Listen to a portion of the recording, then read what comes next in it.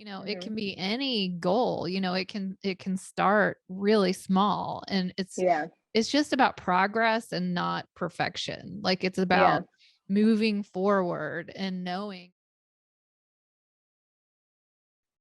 Hello, everybody. Thank you so much for being here. This is Sarah Haas, and I'm excited that you're joining us for another episode of the Boss Body Podcast.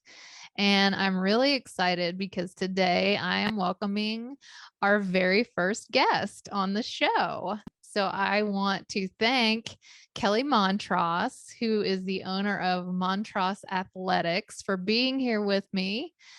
Full disclosure, Kelly is my soon to be sister-in-law. So she and my brother are getting married this fall, and I'm really excited to officially welcome her into our family. And I invited Kelly on the show today because I wanted to talk about body image. The other day, we were at a bridal shop and we were trying on dresses. She was trying on wedding dresses, and I was trying on bridesmaids' dresses. And afterwards, we were talking. And we kind of started talking about like our own insecurities and the way we were seeing ourselves versus the way we were thinking about the other person. And I thought this would really resonate with a lot of you listeners out there, because I know that you struggle with some of the same issues of not feeling good about yourself and not liking what you see when you look in the mirror. So I thought it just might be helpful to hear kind of our side of things and what goes on inside of our brain, and it might just let you know that you're not alone. So Kelly, thank you so much for being here. How are you? Thank you for having me. I'm wonderful. Excited Great. to chit chat with you for a little bit. Yes. So first of all, I wanted to see if you could just kind of tell us a little bit about yourself and your background. So I've been doing one-on-one personal training out of my house, in my garage studio for I guess since about like 2017. Oh, wow. I didn't realize it's So been that long. I feel like that's when I was very like really in the starting. I probably took off more in 2018. Um, And then before that, I was a co-owner of a CrossFit gym. I did that for a couple years. And then before that, I worked at a bank. So I kind of just decided to go from one area of expertise to another. So shift careers Yeah. there. But so I've been doing personal training. I think one-on-one training is definitely where I feel like I thrive in just helping individuals with their health and fitness goals versus that group kind of coaching. I still like to do it every once in a while, but I think I prefer the one-on-one training a little bit better. So Yeah. And you used to do CrossFit competitions as well. I did do CrossFit competitions. I still think that maybe one day I'll get back into it, but my training's gotten a little bit different over the last couple of years and haven't Yeah. gotten quite back into the competitive side of things, but Yeah. it still sneaks up on me every once in a while. Yeah. So you're getting ready for a wedding this fall, Mhm. and there's pressure. Anyone who's getting married or has gotten married knows, of course you want Right. to look your best on your wedding day. You know that everybody's going to be looking at you, and you want your dress to look good, and you want to be in your best shape. Yeah. And so we went and tried on dresses. And while you were trying them on, I was thinking that you looked amazing in everything you tried on. You Right. were rocking the strapless, you could do the tight fitted or the poofy skirt, and you didn't find the one you wanted that day. Right. Afterwards, I was so shocked to hear kind of the thoughts that were going through your head when you were trying on dresses. So I wanted to see if you would just kind of tell us like how you were feeling that day. Yeah. Sorry, in advance, my dog is barking at something. Yes, little Cash. She wants to be involved. She doesn't want to feel Yes. left out. Yeah, she has some stuff that she wants to get off her chest, apparently. Yeah. Yes. Hush. Thank you. Yeah, I think it's just like, like one of those things where I don't ever go try on dresses. I'm most comfortable in my athletic clothes, my leggings and t-shirt.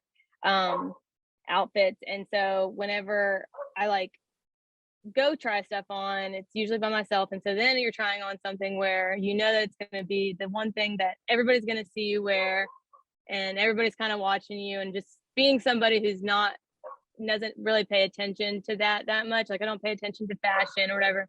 It just kind of made me a little nervous, and I just didn't feel like I'm also 5'1" and I have a very athletic build. So in my mind, I just feel like you see all these wedding dresses and the models are not 5'1" and they're not, Yeah. real muscular, and they're Mhm. all lean and tall, and every dress looks good on them. And I just felt every time I tried to dress on that, I just didn't like any style on me. So, Yeah. and it's just crazy to like in my mind, I knew I was thinking, oh, I just don't like any of these dresses. But then everybody else is sitting there thinking, um, that like you said, everything looks so good, but then I just couldn't get it Mhm. out of my own head on that side of things. Yeah, Sorry, and I'm that gonna go into that's my garage. sure. That's such a problem for all of us because of course, we see the models and those dresses have been tailored and fitted exactly for them and it's not Right. realistic.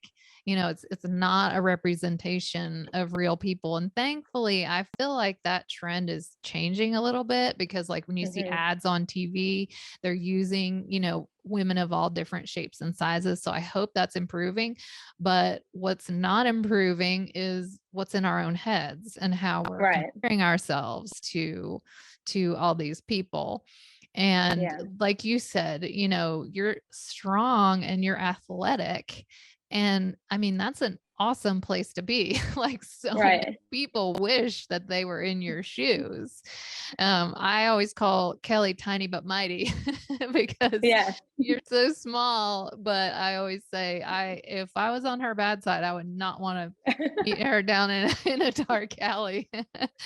I mean, Well, if and it was the same thing kind of with you. You were kind of going through the same thing too. Like we kept saying every dress that she tries on looks so good on her, but then there's all these your own worst critic in so many ways, yeah. and it's just funny because people think that as when you're a health and fitness coach, you have this confidence. And I'm not saying that we're not confident, but there is still that same thing, just being a woman, that comes along with just being your own worst critic when it comes to Yeah. your body image. So Yeah, yeah, and, I'm turning 50 in a few weeks, so I'm feeling old, and, a lot of my listeners know, but if you haven't been following me, I went through breast cancer starting back in 2019, so I had all these treatments, chemotherapy, and everything that went on, like, surgeries, and it went on for about 2 years, so I tried to keep up with what I could, walking and maybe just like light workouts, but I couldn't do anything like what I was doing before getting sick.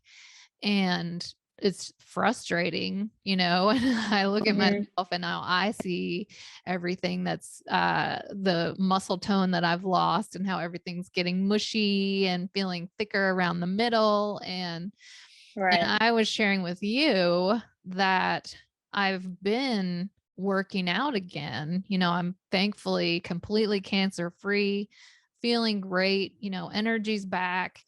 I've been getting back into my routine of working out regularly and slowly Right. building and getting harder and stronger workouts.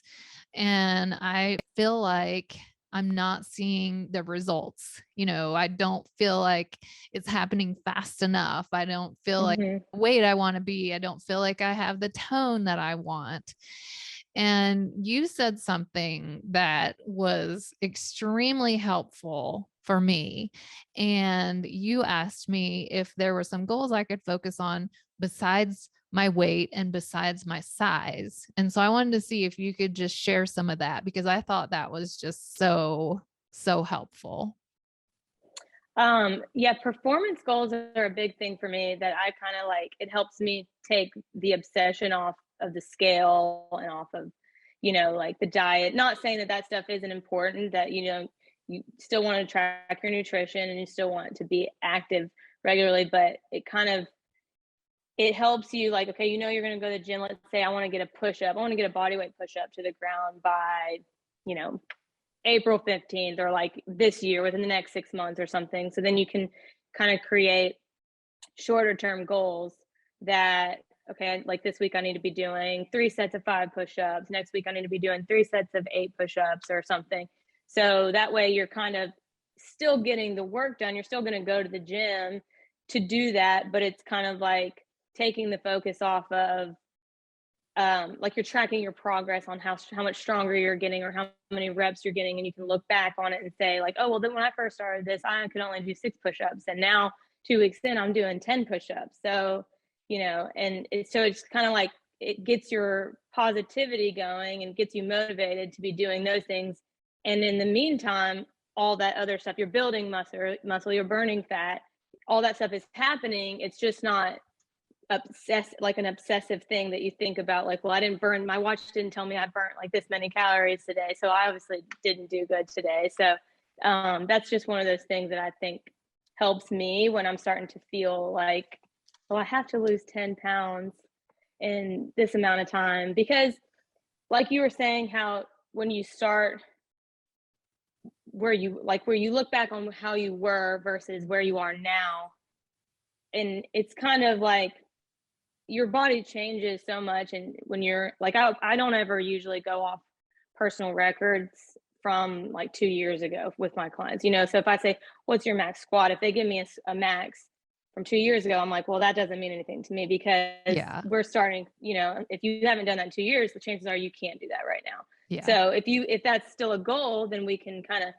build up to see like what your max is now. But it's just kind of like, it's one of those things where you just have to see where you stand now. And I always tell people too, like, if you are working towards a goal and that goal isn't being accomplished like at all, like if you're not seeing any progress on it, don't be afraid to go back to the drawing board and pick a different goal. Like if you're not getting a push up, if maybe our goal was like, okay, well, we were going to get a full range of motion push up, let's just see if we can get more reps in a push up by this certain amount of time. So you can always switch it up. And I think that's another cool thing about performance goals. Like you don't feel as bad sometimes when you have to go back to that versus like if you're saying, okay, well, I didn't lose 5 pounds this week. So, now Mhm. what? I'm going to just keep trying to lose 5 pounds every week. But if it's not ever working, then, we just got to change it up a little bit. So, Yeah. And I love the idea of the performance goals because that's actually something that's more in your control. Like you mhm, can say, I want to lose 5 pounds in the next, 2 weeks or 4 weeks or whatever, but you really don't have control over whether that happens or not. You could be right. doing all the right things and, your body may just not respond that quickly or whatever. And so when it's a Right. weight loss goal or a size goal, like I want to be in a size whatever by your wedding date or whatever, Mhm, you don't really have control over that. And then if you don't get to that, you feel guilty and bad about yourself and you're beating yourself up, even though you right. made such great progress. Like you were saying, if Right. you're trying to get a push up or if you're trying to lift a certain amount of weight. And Yeah. for a lot of people it might be being able to walk a mile, Right. without getting out of breath, or being able to finish a 5K. It Mhm. can be any goal. It can start really small, and Yeah. it's just about progress and not perfection. Like it's Yeah. about moving forward and knowing. And when I look at my own fitness journey and how I've overcome so much because I got, knocked on my butt, and I Right. had 2 years of constantly being knocked down and trying to get back up again. And now, when I first started back, I tried an online yoga class and I could do 15, 20 minutes maybe with Right. taking a lot of breaks, and my arms would be shaking. And now I'm back doing hot yoga, which is super intense. And not only that, it has all these hit intervals, I'm able to get through a whole hour. And that was 4 months ago. So Right.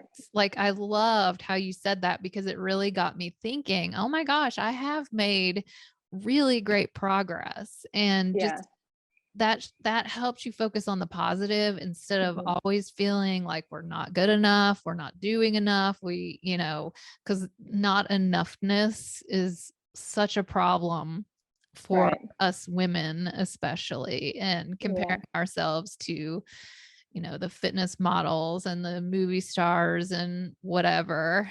And Yeah. you had said also just you and I, because we have a lot in common, both being in the fitness industry, there's pressure, Mhm. there's pressure to feel like you need to look a certain way. And you want people to um, say, oh, I want to get to where she is or whatever. Right. And I actually got fat shamed on the internet not too long Oh, ago. yeah.